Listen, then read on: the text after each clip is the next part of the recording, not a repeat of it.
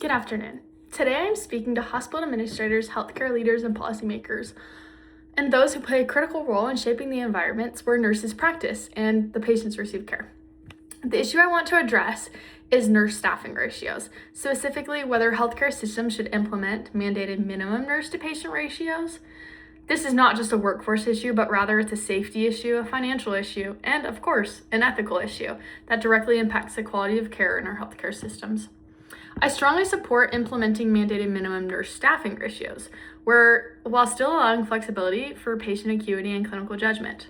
Research has consistently shown that when nurses care for too many patients, patient outcomes suffer. Higher nurse workloads are associated with increased mortality, more medical errors, and decreased patient satisfaction. A landmark study by Atkin et al. Found that each additional patient added to a nurse's workload increased the likelihood of patient death within 30 days. In contrast, safer staffing ratios improve outcomes and reduce preventable complications. According to the American Nurse Association, appropriate staffing is directly linked to fewer errors and improved patient safety. But this is not just about patients, it's also about nurses. Chronic understaffing leads to burnout, moral distress, and high turnover rates. When nurses are consistently placed in situations where they cannot provide safe care, they are more likely to leave their profession. This creates a cycle that worsens staffing shortages and increases healthcare costs.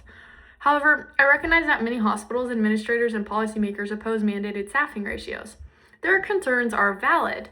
They worry that fixed ratios may increase labor costs, limit staffing flexibility, and be difficult to maintain during a nursing shortage. From an operational perspective, they must consider budgets, fluctuating patient volumes, and resource allocation across entire systems. And they're right about one thing: healthcare systems need flexibility. A one-size-fits-all model does not work in complex clinical environments. This is where common ground exists. Both nurses and administrators ultimately want the same outcome: safe, high-quality patient care, financial stability, and a stable and experienced workforce. This is not about whether safe care matters, it's about how to achieve it. Instead of viewing staffing ratios as a rigid model, they can be reframed as a baseline safety standard, similar to infection control protocols or medication safety checks. Additionally, evidence suggests that improved staffing can actually save money long term. A study published in Medical Care found that better nurses staffing is associated with reductions in hospital-acquired conditions and readmissions, which are costly and often unreimbursed. Lower turnover also reduces recruitment and training costs, expenses that administrators are already trying to control.